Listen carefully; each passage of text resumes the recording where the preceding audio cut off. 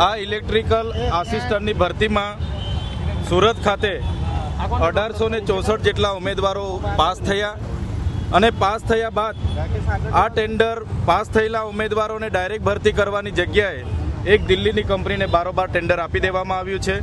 ત્યારે આ કરોડોનું ટેન્ડર બહારની કંપનીને આપવાથી એ વ્યક્તિ પોતાના લાગતા વળગતા લોકોની ભરતી કરે છે।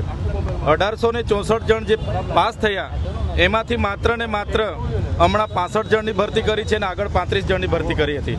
ત્યારે અમારી એક સ્પષ્ટ માગણી છે, તમે પોલ ટેસ્ટ લીધું અને તમે લેખિત પરીક્ષા લીધી અને જે લોકો પાસ થયા છે એમની ઉંમર દિવસે ને દિવસે વધતી જાય છે અને છેલ્લા 10 મહિનાથી એમની ભરતી નથી કરી તો એમની ભરતી કરવામાં આવે એવી અમારી માગણી છે।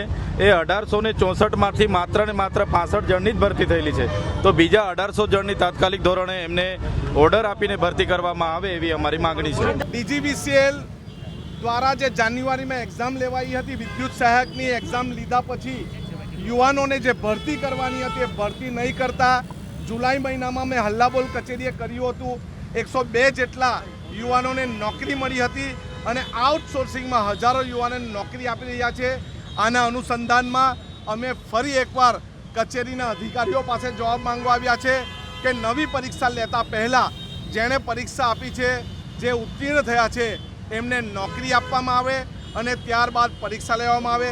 જો અમારી માંગણી નહીં સ્વીકારાશે તો અમે આક્રોશ સાથે ધરણા પ્રદર્શન આ કચેરીની બહાર કરીશું।